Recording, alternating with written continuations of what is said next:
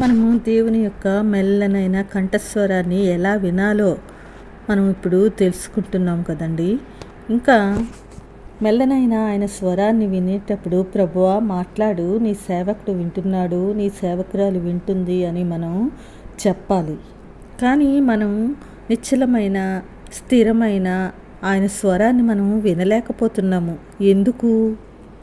మన మనస్సులోని భావోద్వేగాలు, ఇతర స్వరాల నుంచి వచ్చే గజిబిజి ఆలోచనలు, ఆందోళన, ఒత్తిడి ఇవన్నిటికీ భిన్నంగా ప్రశాంతంగా ఆయన మెల్లనైన స్వరం, మనల్ని ఆయన మెల్లనైన స్వరం కంటే మనలో ఉన్న ఈ గజిబిజి ఆలోచనలే ఎక్కువగా ప్రభావితం చేస్తున్నాయి. అందుకే ఆయన మనతో మాట్లాడే ఏ మాట అయినా మనం వినిపించుకోవడానికి సిద్ధంగా లేము. మన స్వంత నిర్ణయాలు, మన మెదడును తొలిచేసే అనేకమైన ఆలోచనలు, మన మనసులో ఉన్న భావోద్వేగాలు, మనకున్న బాధలు, కష్టాలు, ఇబ్బందులు ఇవన్నీ మనల్ని ఉక్కిరిబిక్కిరి చేస్తున్నప్పుడు, గందరగోళానికి గురైనప్పుడు, అలాంటి పరిస్థితుల్లో ఆయన మనల్ని విడిచిపెట్టేవాడు కాదు. ఆయన స్వరం మనతో స్థిరంగా నిశ్చలంగా మనకి వినిపిస్తుంది.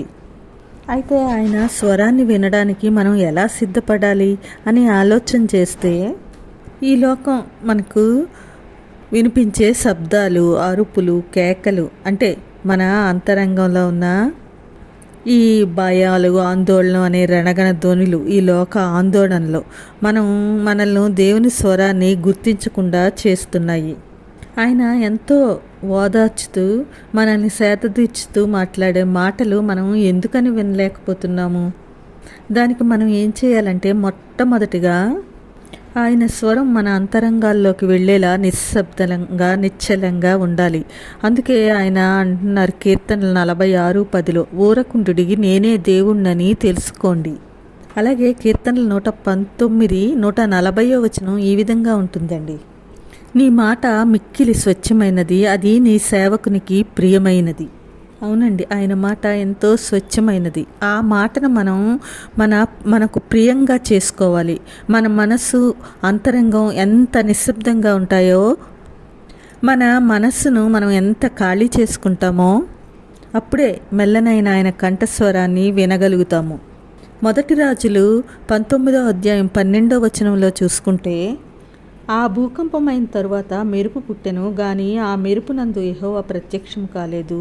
మెరుపు ఆగిపోగా మిక్కిలి నిమ్మళంగా మాట్లాడు ఒక స్వరము వినబడెను. మనల్ని ఎంతో భయభ్రాంతులను చేసే మనకున్న ఈ భయాలు, బెంగలు, చింతలు ఇవన్నీ మనలో ఉండే రణగణ ధ్వనులండి. ఇవన్నీ కూడా ఎప్పుడైతే ఆగిపోతాయో అప్పుడే ఆయన నిమ్మళమైన ప్రశాంతమైన స్వరాన్ని మనం వినగలుగుతాము. మనల్ని పట్టి పీడిస్తున్న ఈ భూకంపాలు లాంటి బాధలు, ఉరుములు, మెరుపులు లాంటి కష్టాలు, సమస్యలు వీటన్నిటినీ మనం పక్కన పెట్టేయాలి. అవి మన దగ్గర నుంచి దూరంగా పంపించేయాలి. అప్పుడే ఆయన స్వరం మనకు వినబడుతుంది.